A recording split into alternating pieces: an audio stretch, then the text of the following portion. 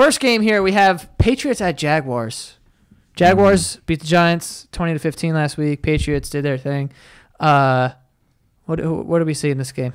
Okay. First of all, there's a fan that's going to be flying a banner over the stadium that says Miles Jack wasn't down. That's going over the stadium. And Miles Jack actually responded by saying, like, I can't believe I have to relive that again. I was just starting to forget about it. So I don't know. I wonder if that's actually a good thing for the Jaguars. But I will say this. This is the type of game that everyone's been kind of speculating that this might be time for the Patriots. This is the type of game that the Patriots, the Patriots that we have known, come through and kick the shit out of the Jacksonville Jaguars. They almost beat them in the playoffs. They feel like they should have won. They've been talking shit all summer like they should have won. And the Pats are going to their house. This is the type of game where the Pats used to dominate, go in there and actually crush the spirits of people. So if it is truly the old Pats, the Jaguars could be in for a surprise here. And I like the Jaguars season long. In this game, I think the Pats might have some old Pats in them, laying a little smackdown. Also, I think it's worth it to note that Fournette is dinged up. Their best offensive weapon. Their other best offensive weapon is not playing, Marquise Lee. So it's like that offense already. I already said what I had to say about their offense. I'm not crazy about their offense. And then you have Fournette go down. It's like, TJ Yeldon, are you beat the Pats good? Like, can you be an every down back? Or is Fournette going to play? Or is how many is he going to be on a snap count?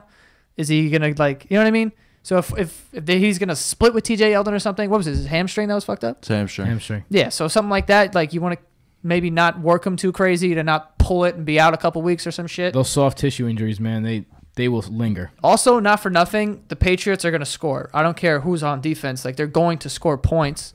It's not like they're going to lose 7-3. Right. You know, so. And let's not forget that this defense, they had a 2-touchdown lead against the Pats, and all New England could do was throw on them because that's what you do when you're down 2 scores. And Brady threw all over the field on them too. Yeah. So they know that defense could be had. And I don't think anything's going to change. I'm curious to see what they do with Jalen Ramsey because last year they didn't put him on Gronk. Well, actually, it wasn't fair to – you can't really say because Gronk left that game early. Yeah. That's another thing. Gronk didn't even play in that game, and they came back and beat him.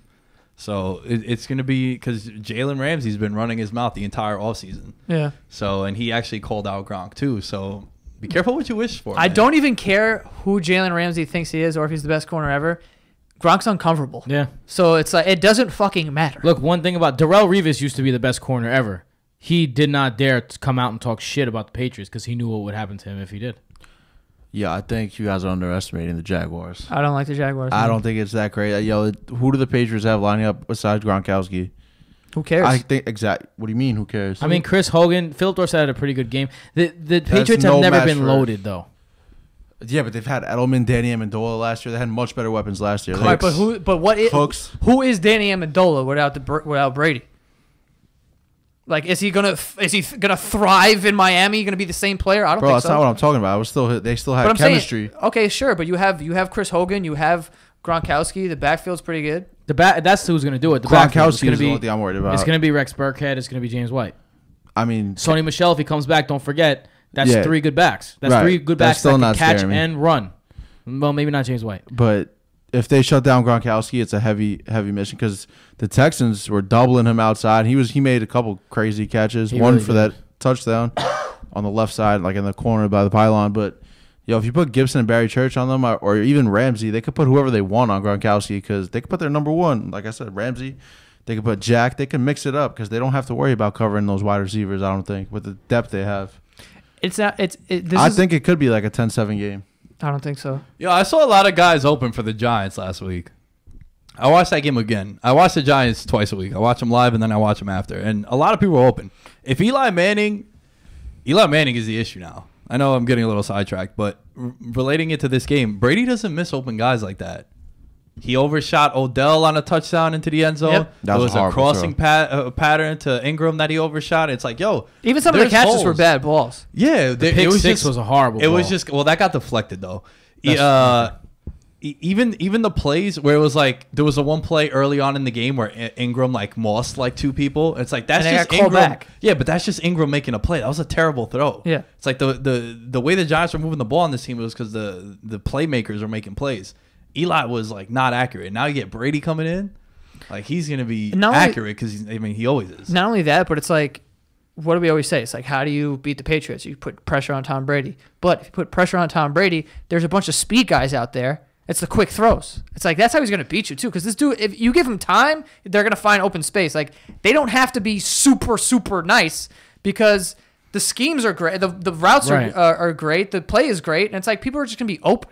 You know what I mean? And the quarterback's back there. If he can read the defense, he knows when they're in zone. He knows when they're in man. We know how to switch up the play.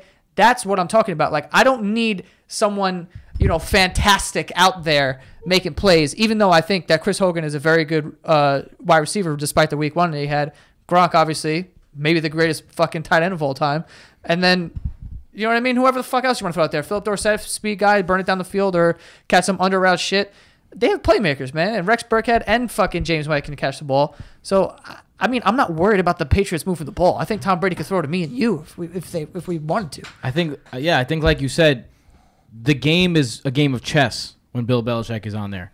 And it doesn't matter if he has the shiniest pieces or the piece of shit pieces that are made out of plastic with cracks in them. His queen is still taking your king. Right. You know what I mean? Like it's still going down. And not to say that the Jacksonville Jaguars don't have a chance here. But this is the type. Yeah, I agree.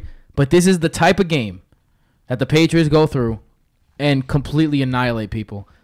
In the past, when the Patriots were the Patriots. Now, I suspect that they might not be the Patriots, start not being the Patriots anymore. So far, that hasn't been to fruition. I'm betting on them after looking at them one game for still being the Patriots. I was just checking on my phone about Corey Coleman because he just signed with the Pats. I don't know if he's going to be able to play right away because he signed on like Tuesday. But this is a team that struggles drafting wide receivers, but they hit home runs on like acquiring. Cast-offs. Like they find, exactly. That's what I was looking for, cast-offs. So maybe down the line, Corey Coleman might be a player because, dude, he was a first-round pick, right? I think that he might play himself in because they don't have a guy like that physically, a big, quick guy on the outside. Sometimes I think the Jets, Dolphins, and like Browns are the New England Patriots farm system. Yeah, just take their players and make them good. Yeah, I mean they got good stuff going on. Listen, I personally like the Patriots in this game. I like the Jags. The Pats held up pretty well against merciless Jadavian and Watt. Calais Campbell, this whole Jags front seven too is another huge test for them. The way you neutralize that though is you hit the backside of the backfield, you hit the tight end, you hit quick slants on the receivers, like Joe said. Their offense is very quick hitting. It negates your pass rush. Right, but this secondary is way better than the Texans secondary. Sure, that's what I'm saying. Yep, this is the truth. That's a good point. I don't know. I just think that regardless of how it goes on defense, like if there's not a defensive score or whatever, or they're going to have a couple of turnovers because I don't think the Jaguars' offense is good enough to put up 25 points. We got to see what Jalen Ramsey says tomorrow on Friday because that's like he said today I'm not scared of no man in terms of guarding him. All right, Pats by 30.